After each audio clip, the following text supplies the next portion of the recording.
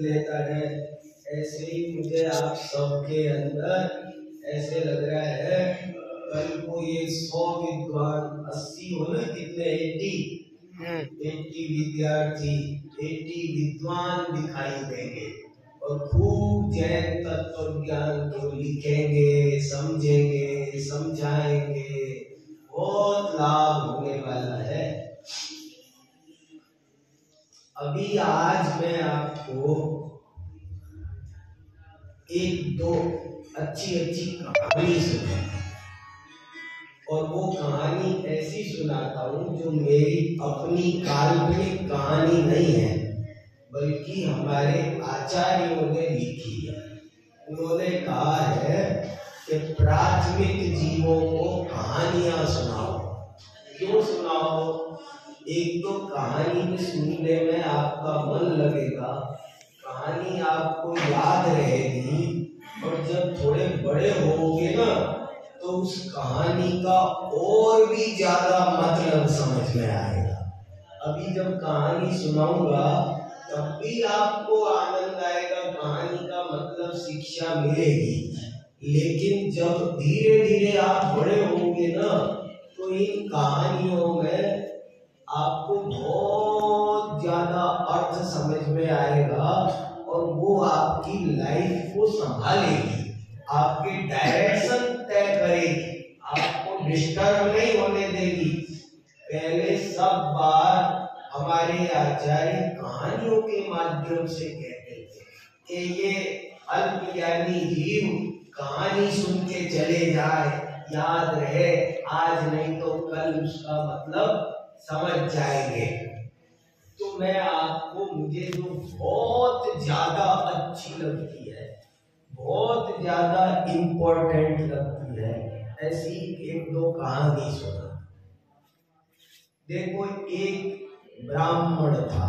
ब्राह्मण समझ में कोई शब्द नहीं समझ में आए ना मेरा तो ऐसे कर, मैं उसका मीनिंग बता दूं। एक ब्राह्मण था, वो गरीब था, उसके पास ज्यादा पैसे नहीं थे, बल्कि धीरे धीरे जो थे वो भी खत्म हो गया।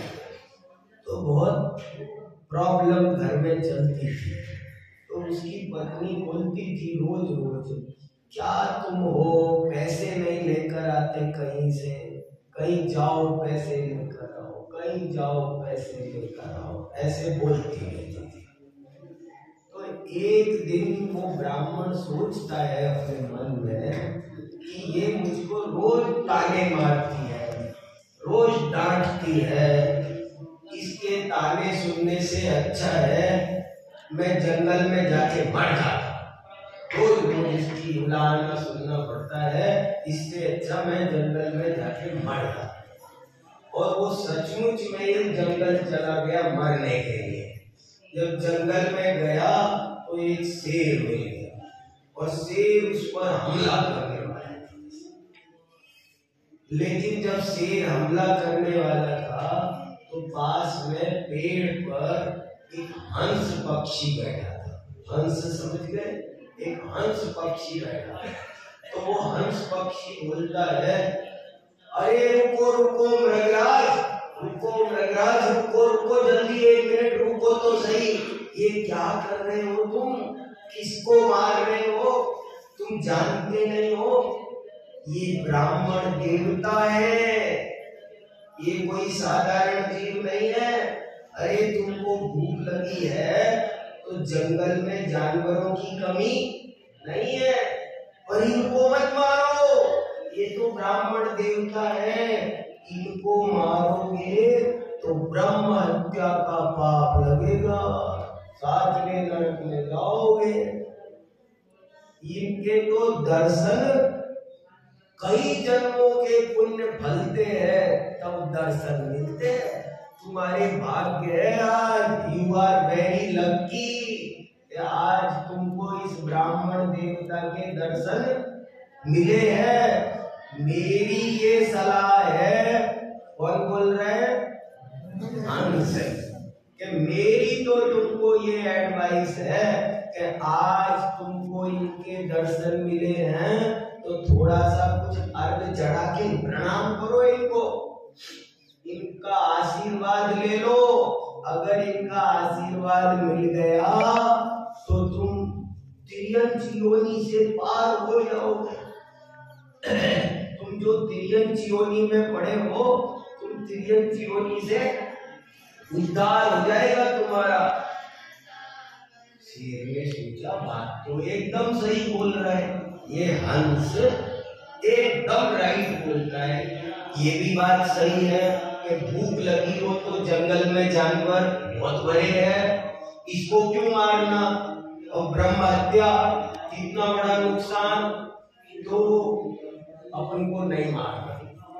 और उसने कहीं पर गजमोती रखे थे थोड़े छुपा कर। गजमोती जानते हो, कोई हाथी होता है ऐसा जिसके यहाँ सिर पर मोती होता है बहुत कीमती।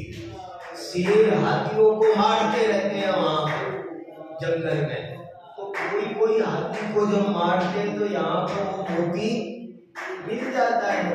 तो उस शेर ने कहीं पर वो गजमोती जमीन में छुपा के रखे थे, तो वो उसके ऐसे पंजे से खोदा और वो गजमोती निकाले और गजमोती उनके ब्राह्मण देवता के चरणों में चढ़ाए, और ऐसे जैसे भगवान को नमस्कार करते हैं ना, ऐसे उसने साष्टांग नमस्कार कर।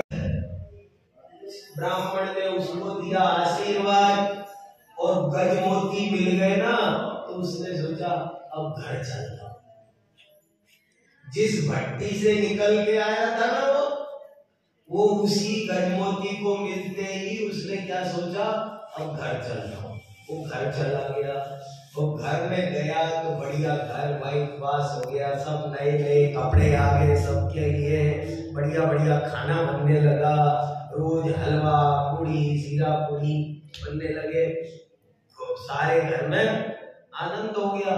लेकिन ब्राह्मण कुछ कमाता तो था नहीं, तो कितने दिन चलते वो मोती, धीरे धीरे वो सब मोती खर्च हो गए, खत्म हो गए।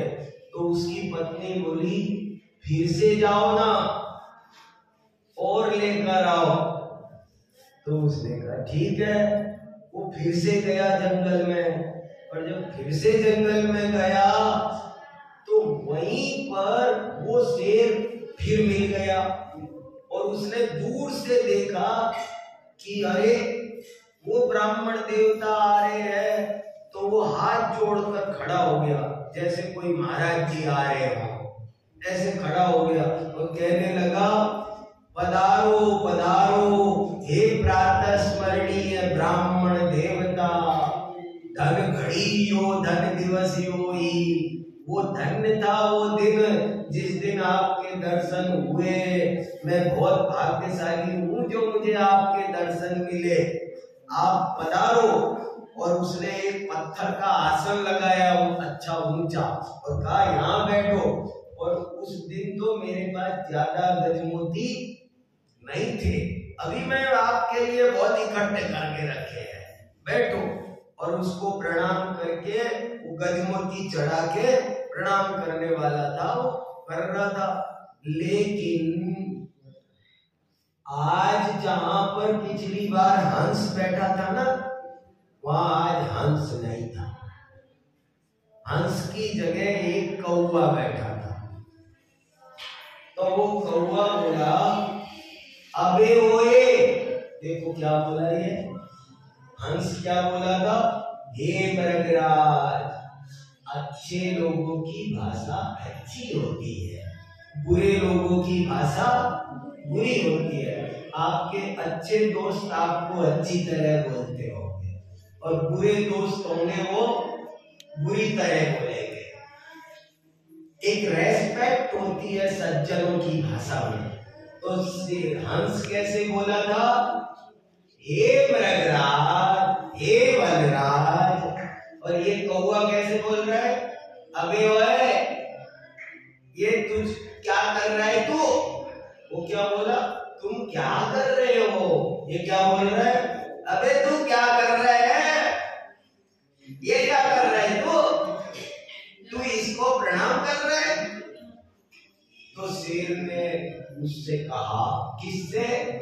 कौवे से, कि देखो ये ब्राह्मण देवता है, इनको मारने से ब्रह्म हत्या का पाप लगता है, और नहीं मारो नमस्कार करो तो तिर्यक योनि से पार होता है। इसलिए जंगल में जानवरों की कमी थोड़ी है, मैं इसको नहीं मारूंगा, ये ब्राह्मण देवता है, ये कई जन्मों के पुण्य फलित भूत हो तब इनके दर्शन होते हैं, तो मैं इनकी पूजा कर रहा हूँ। तो वो कौवा बोला, अरे तेरे को किसी ने पागल बनाया है, कोई ब्राह्मण कुछ नहीं होता, सब एक ही हड्डी चमड़ी के सब एक से होते हैं, किसी ने तुझे बेवकूफ बनाया है, अगर तू इस चक्कर में पड़ेगा तो भूखे मर जाएगा जिंदगी भर, तू इस चक्कर में मत पड़, तू मेरा कहना मान, मेरी सलाह है कि, अब कौन बोल रहा है मेरी सलाह है? मेरी सलाह है कि तू उन बातों को छोड़ और तू तो इसका काम तमाम कर दे। वो चाहता था कि ये काम तमाम कर दे तो थोड़ा लास्ट में प्रसाद मुझे भी मिल जाए, स्वार्थ भी था उसका। उसने ऐसी सलाह दी। अब सुनो, शेर के पास अपनी बुद्धि नहीं थी, कान के कच्चे जो अपनी बुद्धि से परीक्षा नहीं करते हैं, इधर से कोई बोले तो उसकी मान लेते हैं, इधर से कोई बोले तो उसकी मान लेते हैं।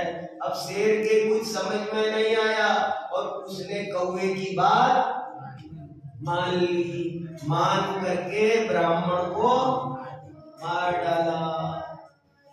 अब कहानी तो फिनिश हो गई, लेकिन मैं आपसे 2-3 सवाल पूछता हूं।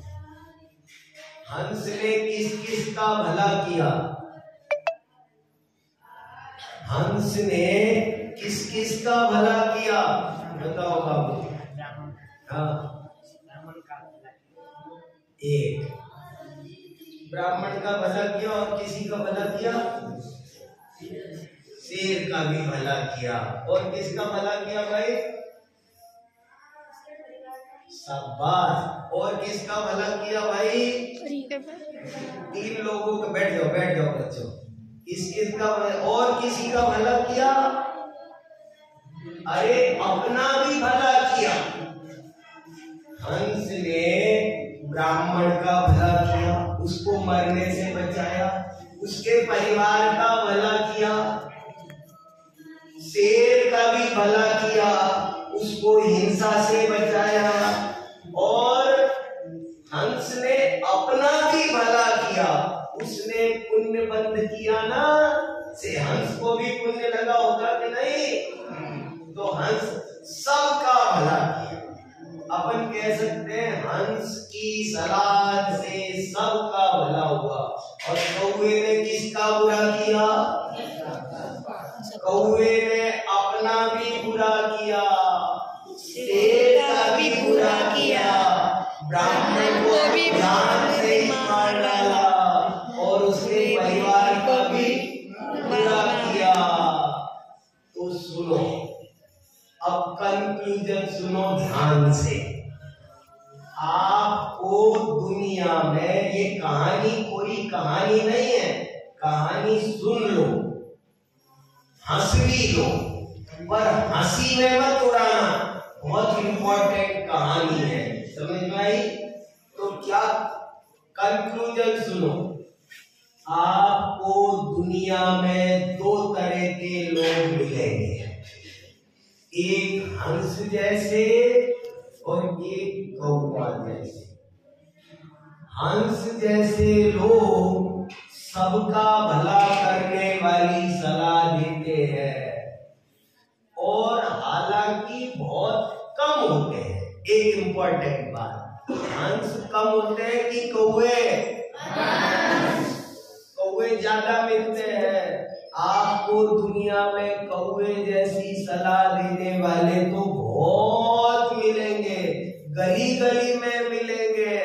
कोई कहेगा तुम यहाँ क्यों पढ़ने गए हो, तुम तो अंग्रेजी पढ़ना चाहिए, संस्कृत क्यों पढ़ रहे हो, वो तो पुरानी भाषा है। ऐसे तुम पूजा प्रक्षाल क्यों कर रहे हो, मजा मस्ती करो, उल्टा सीधा खाओ। ऐसे बोलने वाले बहुत मिलेंगे। और अपक्ष भक्षण मत किया करो, ऐसी हंस जैसी सलाह देने वाले कम मिलेंगे। लेकिन मैं तुमसे ये कहने आया हूं कि तुम कभी भी कौवे जैसे लोगों की बात में मत आ जाना। हंस जैसे लोगों की बात पर चलोगे तो एक दिन कुंदाचारी बनोगे।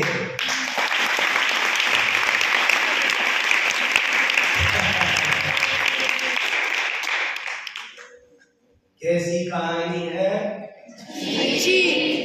और एक सुनाऊं? ये कहानी बहुत इंपॉर्टेंट है, बड़े काम की है, याद रखना। और कभी भी कोई कौवे जैसी सलाह दे तो उसको नहीं मानना। हंस जैसी सलाह मिले उसे तुरंत मान लेना। तुमको बड़ा बनने से कोई नहीं रोकेगा, तुम एक दिन बहुत बड़े महान आदमी बनोगे। दूसरी कहानी सुनो। एक घूमने के शौकीन, तो एक आदमी घूमने गया, तो वो एक गार्डन में घूमने गया। वो गार्डन में घूमने गया तो वहां पर कोयल बोल रही थी। कोयल बोल रही थी। उसने आज जीवन में पहली बार कोयल को बोलते सुना था, तो वो खुश हो रहा था। ऐसा लग रहा था जैसे कान में कोई मिश्री बोल रहा हो। आनंद आ रहा था उसे, बहुत अच्छा लग रहा था। वाह, क्या कोयल बोल रही है, बहुत खुश हो रहा था अंदर ही अंदर। लेकिन जब उसने कोयल को देखा तो कोयल से कहा, काश तू काली नहीं होती तो कितना अच्छा होता। क्या कहा कोयल से? तो कितना अच्छा होता।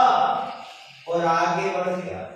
आगे बढ़ा तो बहुत सुंदर गुलाब खिले हुए।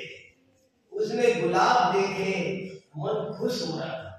लेकिन गुलाब देखकर वो बोला, काश तुम्हारे अंदर कांटे नहीं होते तो कितना अच्छा होता।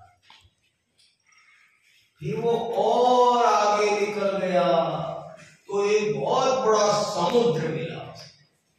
वो समुद्र के किनारे बैठ गया, देखता रहा, खेलता रहा, पानी में पैर डाल दिए और खुश हो रहा था मन ही मन। लेकिन चलते समय उस समुद्र से बोला, काश तू खारा नहीं होता तो कितना अच्छा होता। खारा समझ गए? समुद्र का पानी थोड़ा खारा। बोले, काश तू खारा नहीं होता तो कितना अच्छा। और घर को लौटने लगा। शाम हो गई, घूमते घूमते रात हो गई और इत्तेफाक से उस दिन शरद पूर्णिमा थी। शरद पूर्णिमा समझे? उस दिन चंद्रमा वास्तव में सुधाकर बना हुआ था, अमृत बरसा रहा था। तो वो चंद्रमा को देख करके उसकी ठंडी ठंडी चांदनी का आनंद ले रहा था। बहुत बहुत अच्छा लग रहा था। लेकिन उसने चंद्रमा को देख करके बोला, काश तेरे अंदर कलंक नहीं होता तो कितना अच्छा होता। ऐसे उसको भी सर्टिफिकेट दिया। चारों को उसने कमी बता करके सर्टिफिकेट दिया। और वो जब घर को लौट रहा था तो एक साथ पीछे से 4 लोगों ने उसको आवाज दी। कौन थे ये 4 लोग? हाँ, कोयल, गुलाब, चांद। इन 4 लोगों ने एक साथ आवाज दी, हे मनुष्य, हे 84 लाख योनियों में सर्वोत्तम जीव। हे मनुष्य, सुंदर है विहग सुमन सुंदर, मानव तुम सबसे सुंदरतम। हे सृष्टि के सुंदरतम प्राणी, हे मनुष्य तू कितना अच्छा है। काश तेरे अंदर कमी देखने की आदत नहीं होती तो तू भगवान होता।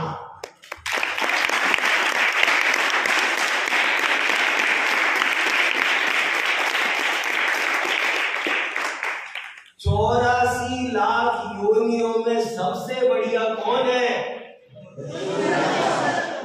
मगर उसमें ये कमी है कि वो जहां जाए वहां कमी देखता है, जहां जाए वहां कमी देखता है। बस भगवान में, उनमें और हम में क्या अंतर है कि हम जहां जाते हैं वहां कमी देखते हैं, कमी नहीं देखना। अभी जैसे मैं आपको सुना रहा हूं बातें, तो कोई बच्चा ऐसा होगा वो सोचेगा वो जो आए थे ना उनका गला खराब था। अब ये कमी मत देखो, तुम तो मेरी बात सुन लो।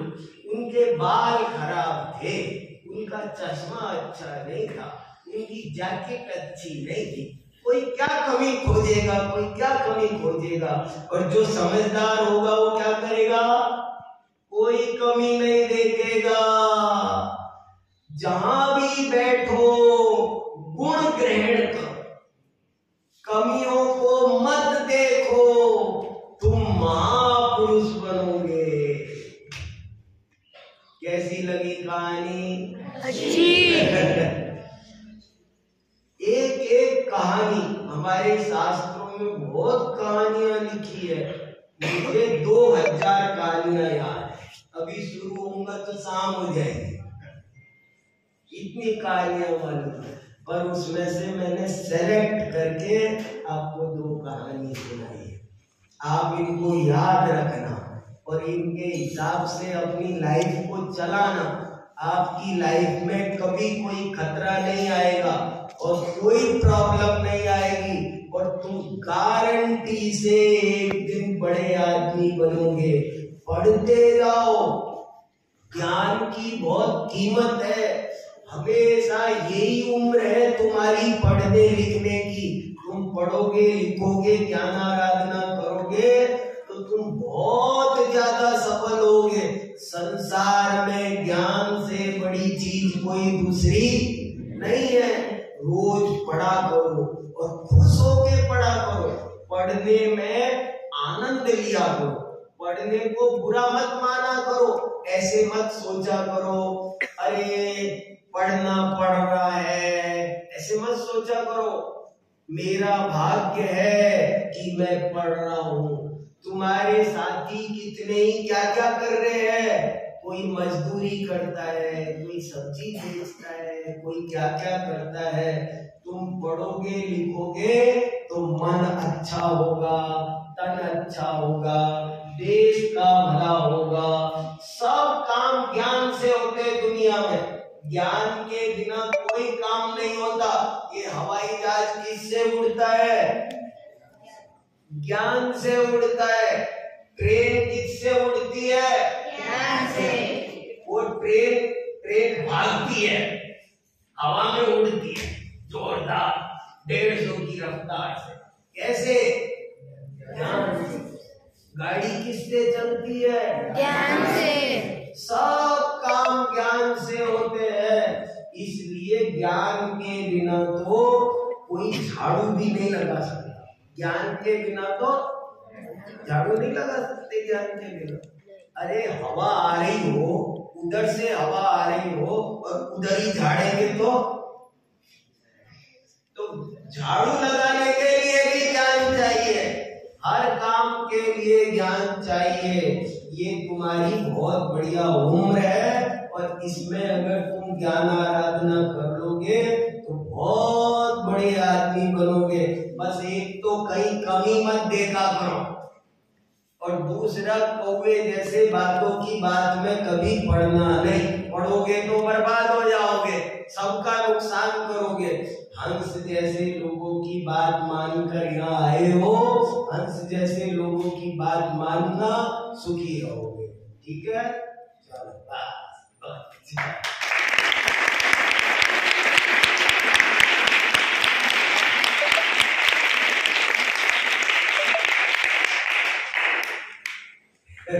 सांगितलेली गोष्ट आवडली टायमातून काम नाही